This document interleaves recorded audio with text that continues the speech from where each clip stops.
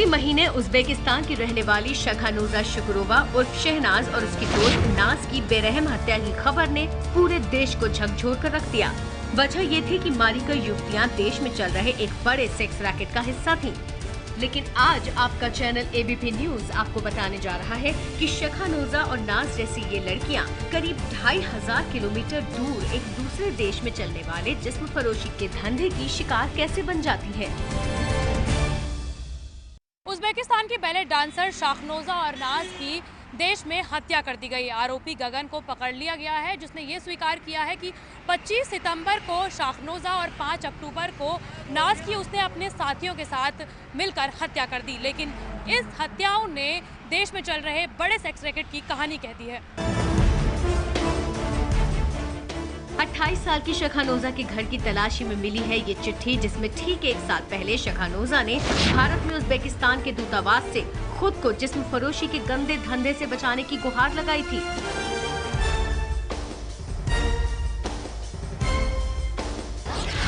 शखानोजा ने चिट्ठी में लिखा, सबसे पहले मेरे बारे में कुछ शब्द। मेरा जन्म 21 जनवरी 1987 को हुआ था और मैं अपने परिवार की अकेली बेटी थी। हम ऐसी हालत में रहते थे जहाँ ना तो बिजली थी और न ही गैस। मुझे एक अदद नौकरी की जरूरत थी। तब मेरी मुलाकात बोदनिक में मुयस्सर नाम की एक लड़की से हुई और उसने बताया कि भारत में उसकी दोस्त की आंटी रहती हैं और उनके पास बच्चों की देखरेख और घरेलू नौकर का काम भी है। ये शखानोजा का परिवार है जिसने इसी गरीबी और मजबूरी के चलते शखानोजा को भारत भेजने का फैसला किया। शखानोजा की चिट्ठी में बयां हुई मजबूरी दरअसल शखानोजा जैसी ढेरों उज़्बेक लड़कियों के लिए एक ऐसी हकीकत है जिसकी वजह से वो जिस्म फरोशी के दलदल में फंस जाती हैं। कैसे, ये बताने से पहले जरा हालात को समझने की कोशिश कीजिए। सोवियत यूनियन के कोलैप्स के बाद जब अलग अलग देश बन गए और वहाँ से ह्यूमन ट्रैफिकिंग फैल गया, सिर्फ हमारे देश में नहीं दुनिया भर में, खासकर यूरोप में। पुलिस सोर्सेज कहते हैं कि जितना ड्रग्स का ट्रेड है सारी दुनिया में, उससे शायद मनी टर्म्स में, पैसों के टर्म्स में शायद ह्यूमन ट्रैफिकिंग उससे भी ज़्यादा है। साल 1991 तक सोवियत संघ का एक राज्य हुआ करता था ये उज्बेकिस्तान, लेकिन 24 साल पहले सोवियत संघ बिखर गया और उज्बेकिस्तान जैसे 13 राज्य आजाद देशों में बदल गए। ये आजादी खुशियों भरी नहीं रही। अब उज्बेकिस्तान के पास दुनिया भर के कपास का 5वां हिस्सा मौजूद है, लेकिन महंगाई और गरीबी ने उसके नागरिकों को देश छोड़ने पर मजबूर कर रखा है। भारत में जो जीवन हम और आप 1 लाख रुपए में चला सकते हैं, उसके लिए उज्बेकिस्तान के नागरिकों को 1,60,000 रुपए चाहिए। ख्याल में वहाँ पे जो आर्थिक स्थिति खराब है बहुत ज़्यादा, उस आर्थिक स्थिति में सबसे ज़्यादा जिस पे असर पड़ा है वो बच्चे और महिलाओं पे है। और क्योंकि वहाँ इतनी परिस्थिति ख़राब है कि वहाँ पे ना बिजली है, ना पानी है, ना खाने के लिए पैसे हैं, तो उसके कारण ये लोग ढूंढते हैं कि कोई इनको कहीं व्यवस्था मिले ऐसी नौकरी की या रहने की या निकलने की, तो वो ये कोशिश करते हैं कि निकल जाएं। तो इसी को ल्योर करते हैं लोग, जाके वहाँ पे कहते हैं कि हम आपको नौकरी दिलाएंगे, बेबी सिटर्स की नौकरी दिलाएंगे, हाउस कीपर्स की नौकरी दिलाएंगे, हाउस मेड्स की नौकरी दिलाएंगे। बेसिकली ये लड़कियाँ उस नौकरी के उससे ल्योर होकर बाहर आती हैं। उज्बेकिस्तान की मुश्किल जिंदगी की एक बानगी ये है कि कपास के खेतों में काम करने के लिए स्कूल, कॉलेजों और सरकारी दफ्तरों के कर्मचारियों को 2 महीने के लिए खेतों में काम करने के लिए भेज दिया जाता है। खेतों में हर रोज 10 घंटे काम न करने पर तनख्वाह काटने और स्कूल से निकाले जाने जैसे कड़े फैसले लेती है सरकार। और यही वजह है कि बेहतर और आरामदेह जिंदगी के लिए भारत आते हैं ये लोग। 1991 के बाद इकोनॉमी तो सोवियत यूनियन की डाउन हो ही गई थी। उस समय आपको याद होगा 2,500 रूबल तकरीबन बनते थे $1। उनका करेंसी भी कोलैप्स कर गया था और हज़ारों की तादाद में वहाँ से ट्रेडर्स आते थे कंज्यूमर गुड्स यहाँ खरीदने के लिए।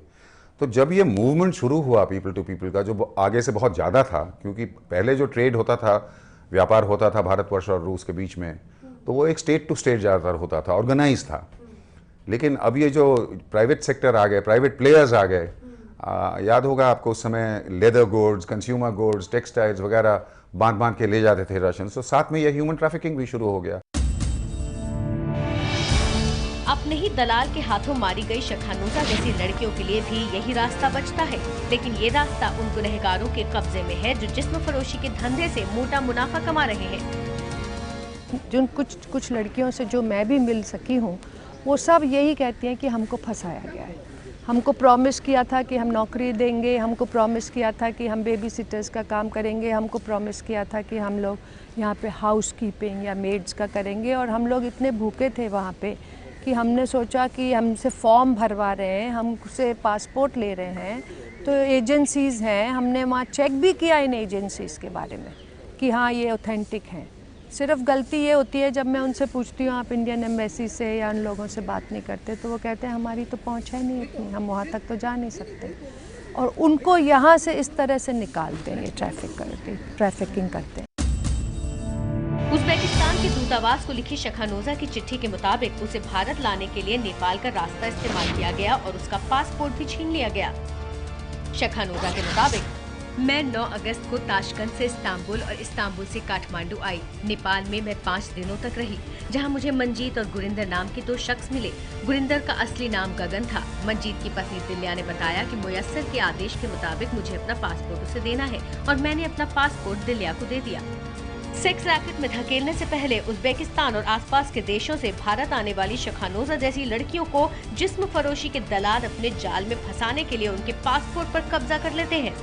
शखानोज़ा के साथ भी यही हुआ और वो यहाँ नौकरी करने आई थी, लेकिन उसे आखिरकार एक कॉल गर्ल बना दिया गया। 15 नवंबर साल 2014 को लिखी गई शखानोज़ा की चिट्ठी में दर्ज है ये दास्तान। मैं दिल्या के घर पर खाना बनाने का काम करने लगी थी, लेकिन 20 अगस्त को गगन आया और बोला कि अब मुझे काम पर जाना है। हम दिल्ली से 6 घंटे की दूरी पर मौजूद चंडीगढ़ गए। वहाँ मौजूद लड़की ने मुझे सज संवर कर बैठने को कहा। दिल्ली की एक लड़की जमीरा वहाँ जिस्म फरोशी के धंधे में थी। मैं कुछ समझ नहीं पाई और मुझे धंधे पर भेज दिया गया। लेकिन भारत में विदेशी कॉल गर्ल के धंधे से जुड़े एक दलाल ने एबीपी न्यूज के कैमरे पर जोर जबरदस्ती से इनकार कर दिया। उसके मुताबिक लड़कियों को बातचीत के जरिए मनाया जाता है। तो वो नेटवर्क किस तरीके का है? क्या आप लोग रशिया से आप लोग इंडिया का आप लोगों का पूरा नेटवर्क होता है? देखिए प्लेसमेंट सर्विस वाले उनके थ्रू आती हैं, लेकिन मेरी तो वहाँ तक पहुँच नहीं है। मैं बोलूँ कि हाँ, हम यहाँ जो इंडिया में जो बैठे हैं उनसे लोगों से हमारा संपर्क होता है, हम तो उन्हीं से लेते हैं। अब उनके रशिया में संपर्क हैं कैसे हैं ये हमें भी नहीं पता है। तो आपने कहा प्लेसमेंट, मतलब प्लेसमेंट क्या, जो ये लोग जॉब जो इनको ऑफर करते हैं, हाँ। वो इस तरीके से इन लोगों को बहला फुसला के इधर लेके आते हैं? ये नहीं कह सकते कि वो इनको लगाते हैं, वो तो काम देते हैं रियल में इनको, उनकी कोई गलती नहीं। प्रोस्टिट्यूशन का काम देते हैं? नहीं, काम तो वो घरेलू या यही देंगे, लेकिन इधर उधर जब लोग संपर्क कर ही लेते हैं, जो भी उनके टच में होते हैं, और भी कई लोग छुप के उनसे बात कर लेते हैं। ऐसा नहीं है कि वो वही करें, लड़की से बात करने के 100 तरीके होते हैं, ये आप कैसे बताएं आपको। लेकिन शखानोज़ा की चिट्ठी एक दूसरी ही हकीकत बयां करती है। मुझे मेरे मुश्किल दिनों में भी काम करने को कहा गया। मुझे एंजेला, निजीना, दुनिया, दिलनोजा और गोरोफ और गगन मारते पीटते थे। मेरे कंधे, बाह और पीठ के निशान चंद दिनों पहले ही मिटे हैं। उज़्बेकिस्तान की गरीबी भरी जिंदगी से निकल भागने का सपना चूर चूर हो गया। शखानोज़ा जैसी लड़कियां भारत में हर रात 10-10 ग्राहकों के पास भेजी जाती हैं। एबीपी न्यूज के खुफिया कैमरे पर दर्ज एक और उज़्बेक कॉल गर्ल का ये बयान बताता है कि कैसे दलालों के जाल में फंसकर उसकी जिंदगी बर्बाद हो गई। So from how long you are in India? 2 months. Where is your home here? Yeah. Your home is here. Where? Malviya Nagar. Okay. Hey, tomorrow what we will do? So what Rajiv will tell, then we will. Rajiv जो बोलेगा ये कल यही करेगी, इसका plan Rajiv भी decide करता है। Rajiv will decide your plan tomorrow. How do you know Rajiv?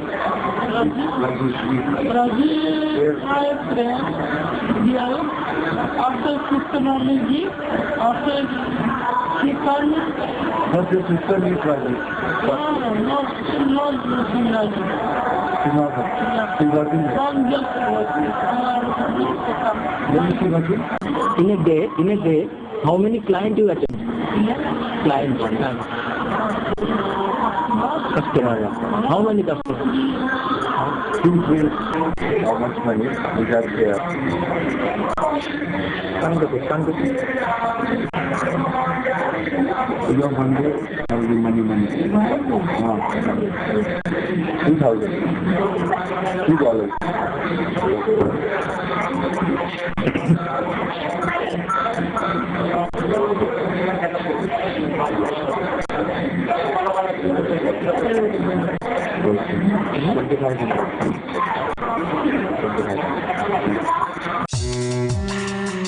दलाल भी विदेशी लड़कियों के लिए मुंहमांगी कीमत वसूलते हैं।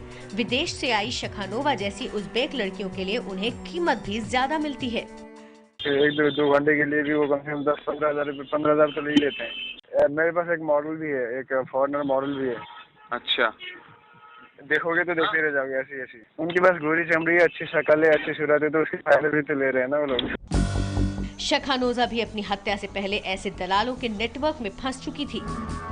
मुयस्सर के भारत आने के बाद मुझे गुरूफ नाम के दलाल के पास भेज दिया गया। मैंने उसके पास 11 दिन काम किया और मेरे काम के लिए मुझे हर रोज 15,000 रुपए मिलते थे। इसके बाद मैंने रोहन नाम के दलाल के लिए काम किया। तब मुझे एक दिन में 6 से 7 ग्राहकों के साथ सोना होता था। भारत में जिस्म फरोशी के इस धंधे में उज़्बेक, जिन्हें दलाल रशियन कहते हैं, की मांग काफी ज्यादा है और ऐसे में हर लड़की महीने में 1 से 1.5 लाख रुपए तक कमा सकती है। एबीपी न्यूज के कैमरे पर खुद इस धंधे से जुड़े एक दलाल ने किया इस कमाई का खुलासा। भारत में तो ये वर्क परमिट पे ही आती हैं सब। वहाँ से अब किसी को वहाँ पता हो या नहीं पता हो ये तो हमें भी नहीं पता लगता, लेकिन यहाँ आने के बाद उन्हें बता दिया जाता है भाई। कई लोग तो डांस के रूप में ही काम करती हैं, डांसर करती हैं, और उनको फिर ऑफर दिया जाता है भाई अगर डांस से लगा आप ये काम करेंगे तो आपको 3 गुना 4 गुना पैसा मिलेगा। अब हमारे इसमें तो पता है कम से कम 1 लाख रुपए तो महीना मिल ही जाता है। 1 से 1.5 लाख रुपए ये तो मिनिमम है। ये 1-1.5 लाख रुपये मिनिमम मिलता ही मिलता है, ऊपर चाहे जितना भी मिल जाए उसकी तो जिस्म फरोशी के इस धंधे में भले ही शखानोजा, नाज और साल 2011 में पुलिस की गिरफ्त में आई इन उज़्बेक लड़कियों की अपनी असमत दांव पर होती है, लेकिन कमाई के नाम पर इन्हें दरअसल कुछ हासिल नहीं होता। सौदा इनका होता है और कमाई दलालों की। कि तो कहीं कहा जाता है कि जो इनके जो ट्रेडर्स होते हैं, इनको ट्रेड करते हैं जो, वो इनका पैसा खा लेते हैं। कैसा है, ऐसा कुछ होता है? कई लोग है तो जैसे डायरेक्ट आती हैं, कई लोग गलत लोग चक्कर में फंस जाते हैं। कई लोग अब देखिए हर लाइन में गलत लोग होते हैं, गलत मतलब काम कर रहे हैं, लेकिन कई लोग चीटर होते हैं। तो जो चीटर के बनने फंस जाते हैं वो कर लेते हैं, फिर उनके साथ पैसा भी खा जाते हैं, ऐसा भी है। उज़्बेकिस्तान के दूतावास को लिखी चिट्ठी में शखानोजा ने भी ये बताया था कि कैसे उसे दलालों ने पैसे के लेन देन में उलझा दिया और वो हमेशा के लिए कर्जदार हो गई। मेरे काम के बदले उन्होंने मेरे दलाल से 10 दिन का एडवांस ले लिया था। यही नहीं, उन्होंने बताया कि मुझे अपने भाई के ऑपरेशन के लिए अपने घर पैसे भेजने पड़ेंगे। इसके बाद उन्होंने मुझे $500 यानी करीब 30,000 रुपए दे दिए। मैं सोचती रही कि एक दिन मैं उनका कर्ज चुकाकर आजाद हो जाऊंगी, लेकिन मैं अब भी कर्ज में डूबी हुई हूँ। मैं घर जाना चाहती हूँ, लेकिन मुझे बताया जाता है कि बिना कर्ज चुकाए मैं नहीं जा सकती। पब्लिक अवेयरनेस भी बहुत चाहिए, और फिर वो लड़कियां जो बेचारी निकल के आती हैं उनको रिहैबिलिटेशन भी चाहिए। उनसे सिंपैथेटिक होना ज़रूरी है, रादर देन बीइंग क्रिटिकल, कि उनको आप क्रिटिसाइज़ करें कि तुम ऐसी लड़की हो वैसी लड़की हो। उनके साथ सिंपैथेटिक होके और उनको एक रिहैबिलिटेशन प्रोसेस में लाना बहुत ज़रूरी है। तो इसमें थैंक यू। शखानोवा की ये चिट्ठी इस धंधे का राज तो जरूर खोलती है, लेकिन खुद शखानोवा जीते जी इस देह व्यापार की गंदी दुनिया से बाहर नहीं आ पाई। ऐसी मजबूर लड़कियों के लिए आज़ादी सिर्फ एक सपना बन के रह जाता है।